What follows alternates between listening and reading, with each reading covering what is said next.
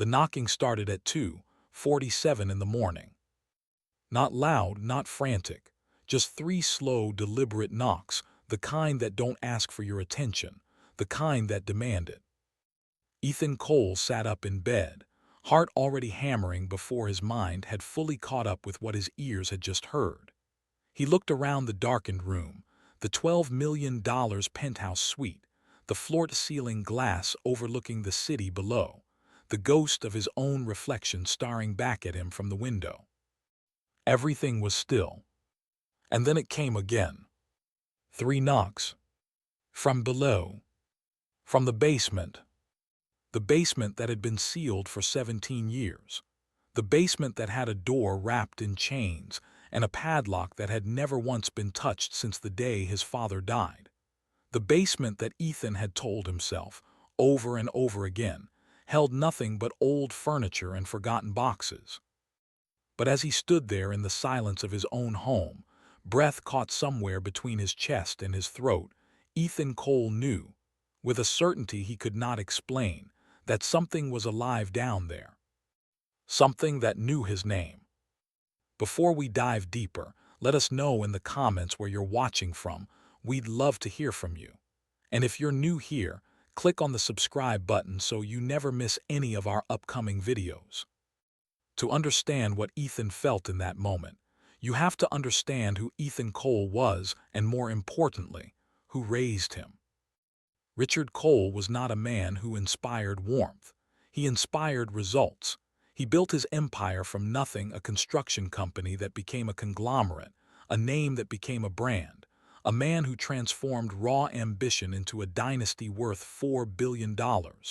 He was on the cover of Forbes at 42. He was testifying before Congress at 48. And he was, by most accounts, a genius.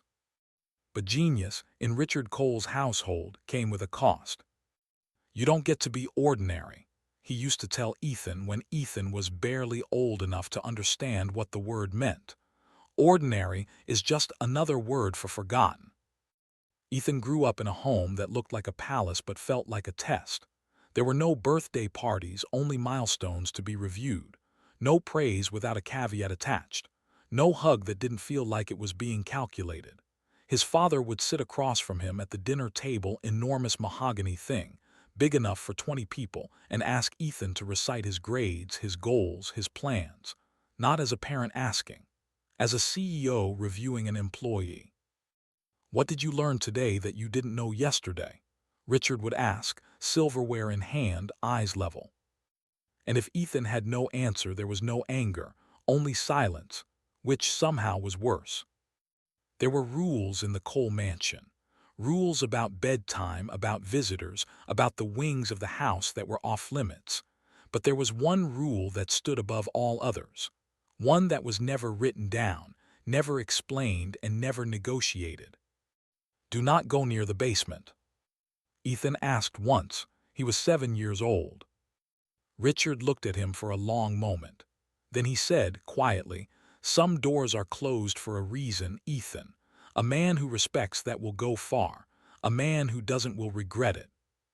And that was that. For 21 years, Ethan did not go near the basement.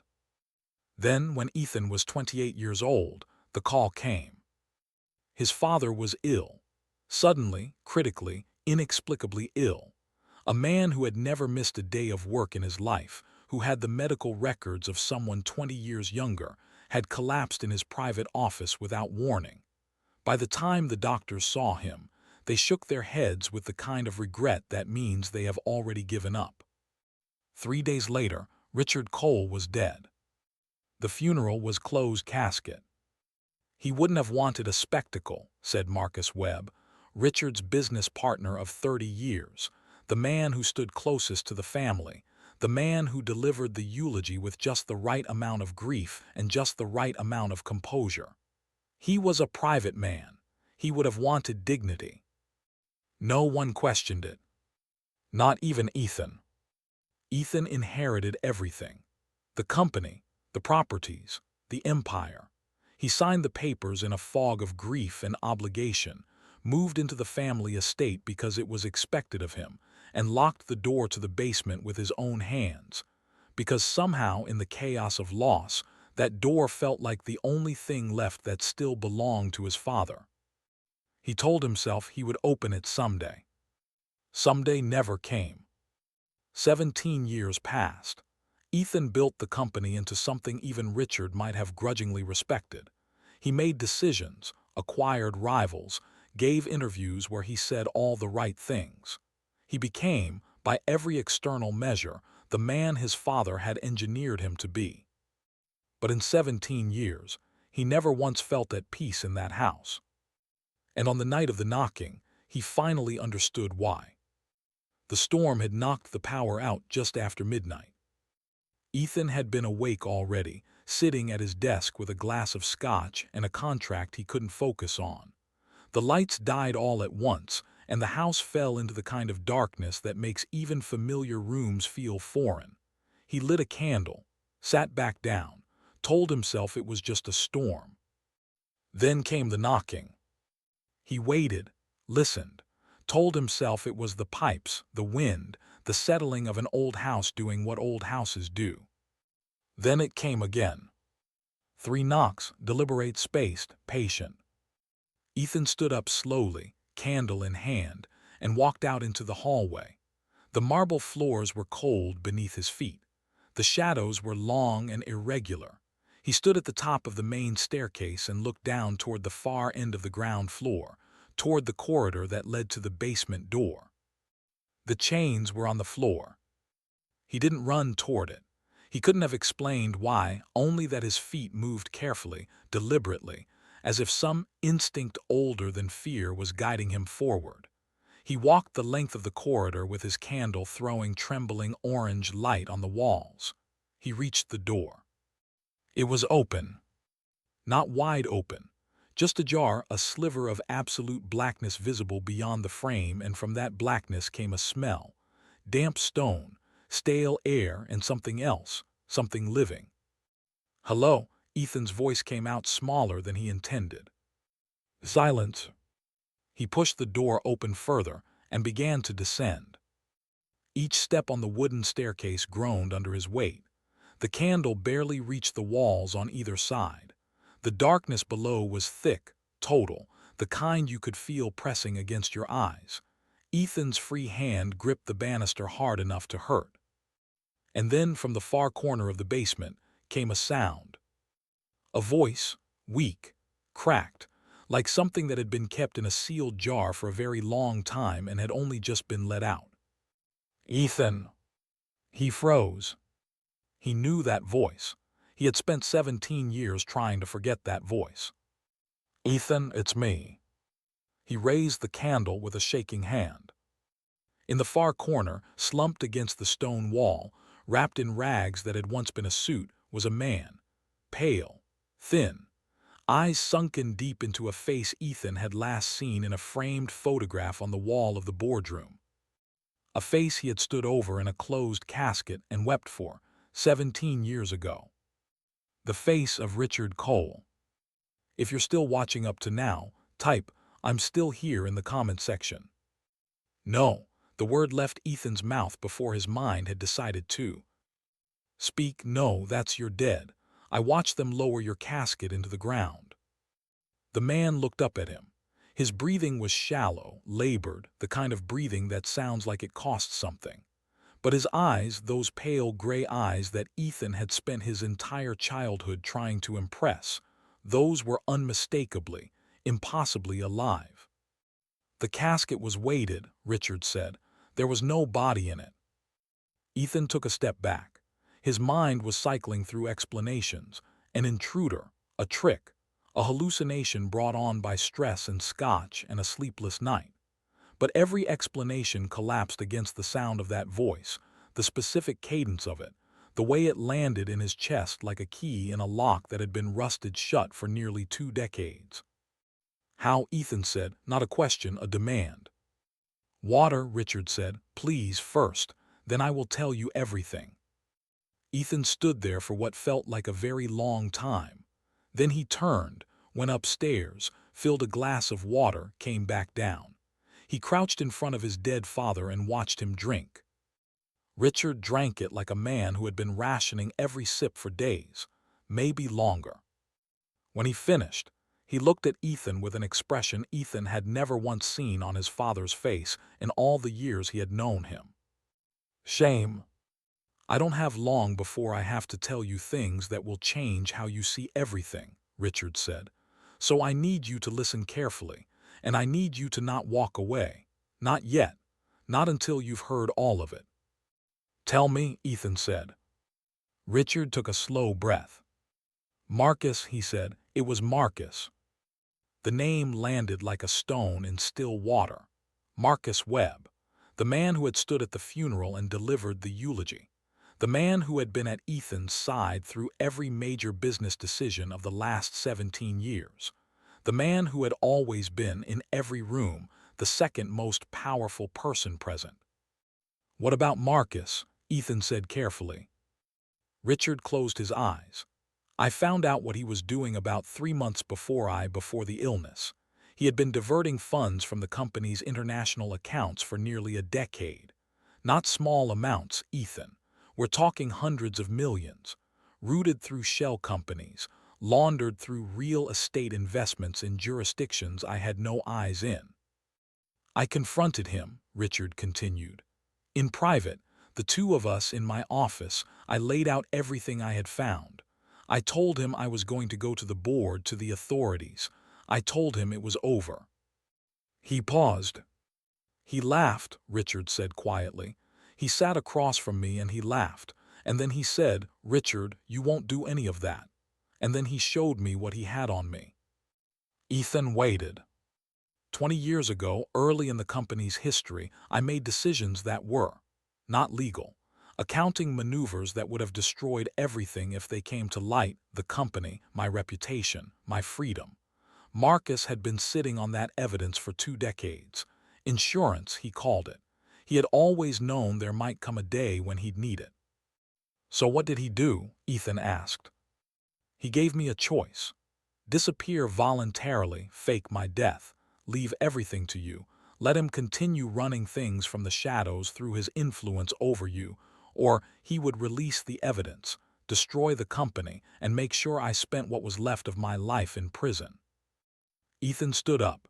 He couldn't sit still for this. He walked to the far wall of the basement, pressing one hand flat against the cold stone, trying to breathe steadily. You chose to disappear, Ethan said. There was no accusation in his voice, only the flat, toneless exhaustion of a man processing the impossible. I chose to protect you, Richard said. From the scandal, from what would have happened to the company, to everything I had built for you. I thought that if I disappeared, Marcus would have no reason to release the evidence. I thought I could find a way to come back. I thought. You thought wrong, Ethan said. Silence. Yes, Richard said, I did. And the basement, Ethan turned back to face him. Marcus arranged it. He knew about the basement, knew I had a hidden room down here from the original build. He had me brought here the night before the funeral, told me it would be temporary, that he would arrange for me to leave the country within a week. Richard exhaled slowly. That week never came. He kept me here. Not a prisoner exactly. He sent food, water, basic supplies through the staff he controlled. But not free. Never free. For 17 years, Ethan said. For 17 years. The candle was burning low. Ethan looked at his father, this broken, diminished version of the man he had spent his whole life trying to reach, and felt something inside him fracture quietly. I have to know something, Ethan said, and I need you to be honest with me, not careful, not strategic, honest. Richard looked at him steadily. Did you know, when you sent me to this house, when you locked up the empire and walked away, did you know what Marcus would do to it, to me? A long pause. I suspected, Richard said. I told myself I was wrong, I was not. Ethan nodded slowly. He turned and walked back to the stairs. I'm going to get you out of here, he said, and then I'm going to find Marcus, and then we're going to end this. He paused at the foot of the staircase. But when it's over, we are going to talk about all of it, everything, not like a CEO and a successor. He didn't turn around, like a father and a son. He heard his father exhale behind him, long and trembling. Yes, Richard said, yes, we will. Ethan moved fast. He called no one that night. No lawyer, no board member, no trusted advisor.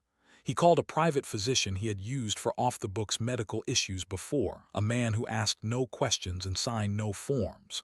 The doctor came within the hour, examined Richard in the basement, and told Ethan that his father was malnourished, severely dehydrated, and in the early stages of kidney failure, but alive. Alive and treatable. They moved Richard to a private room on the upper floor of the estate. Ethan sat beside the bed until morning, and while his father slept, he began to work. He went through 17 years of financial records. He knew his own company better than anyone, knew every division, every account, every quirk in the reporting structure. And now, with his father's confession as a map, he went looking for what Marcus had buried. It did not take long. The diversion routes were sophisticated, but they were not perfect. A series of subsidiaries in Cyprus and the Isle of Man. Consulting fees paid to entities that had no employees, no offices, no presence beyond a registration number. Property purchases in Dubai and Singapore that had been flagged internally and then quietly unflagged. The analyst who raised them reassigned or terminated. $437 million. That was the number Ethan arrived at by dawn. 437 million, siphoned out of the company over 19 years by a man who had stood at a funeral and cried real tears. He sat back in his chair and looked at the numbers on the screen for a long time. Then he called his lawyer. We are at the most intense part of this story. If this has you on the edge of your seat, drop a fire emoji in the comments right now and share this video with someone who loves a powerful story. The confrontation with Marcus Webb took place 3 days later. Ethan had not tipped him off. He had spent those 3 days quietly, methodically building a case, working with his lawyer, a forensic accountant, and a former federal investigator who specialized in financial fraud. He had secured enough evidence to bring criminal charges. He had notified the board through back channels. He had prepared everything. And then he invited Marcus to the estate for what Marcus believed was a routine strategy meeting. Marcus arrived in his usual manner, confident, unhurried, the practiced ease of a man who believes he is permanently untouchable. He walked through the front door, shook Ethan's hand, made a comment about the weather. He accepted a glass of water. He sat down in the chair across from Ethan's desk. What's on the agenda? Marcus asked. You, Ethan said. He slid a folder across the desk.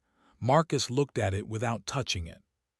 I've spent the last 3 days going through 19 years of financial records, Ethan said.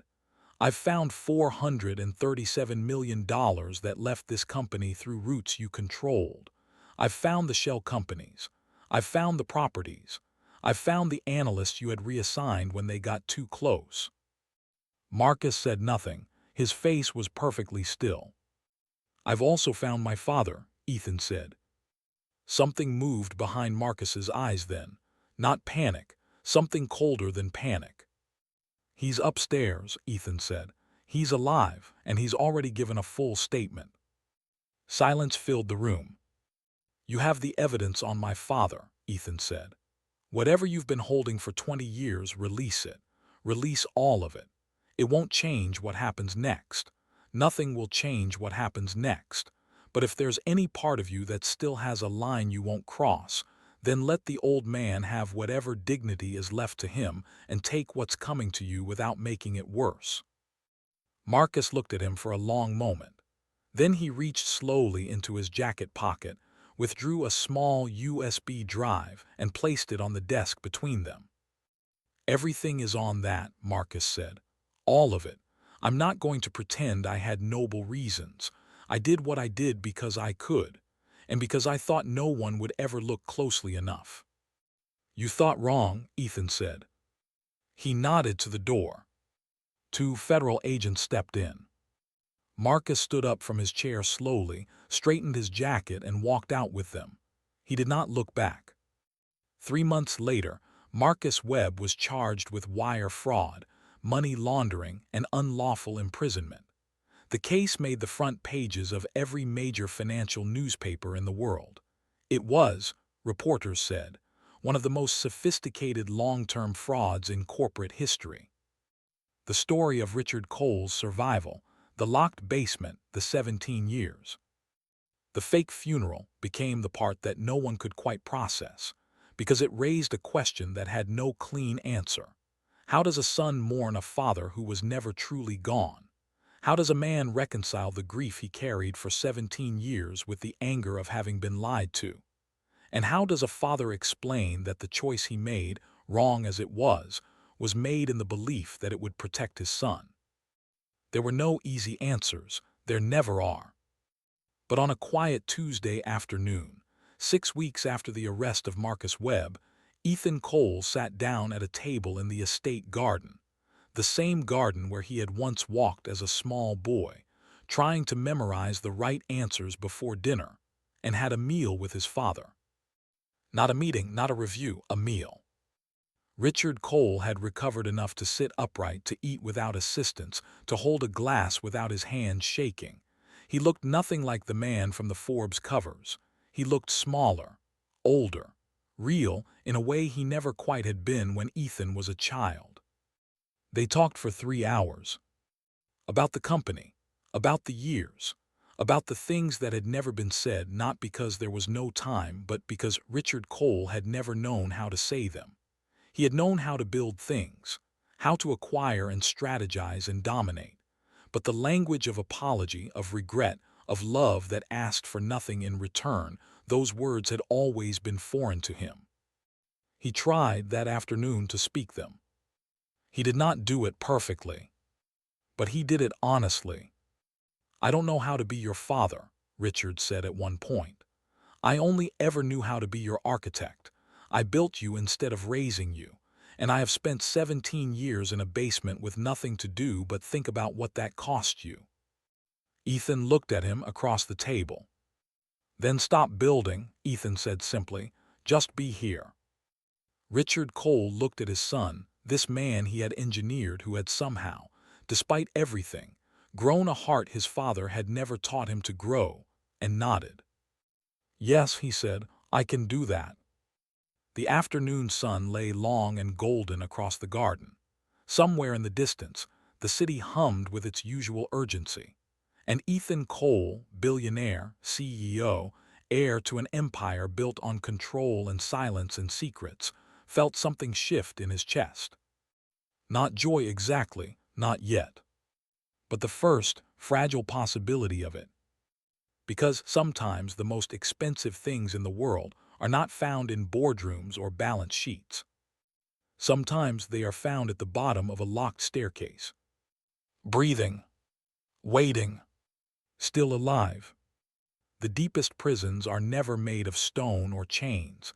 They are made of silence, of pride, of the words we refused to say until it was almost too late. And the truest freedom is not found in wealth or power. It is found in the courage to finally, after everything, tell the truth. If you were Ethan, would you have believed your father or walked away? And do you think the truth always finds its way out, or are some secrets meant to stay buried? Tell me what you think in the comments below. If this story stayed with you, hit the like button, share it with someone who needs to hear it, and subscribe to our channel for more powerful stories that feel real, because sometimes they are. We'll see you in the next one.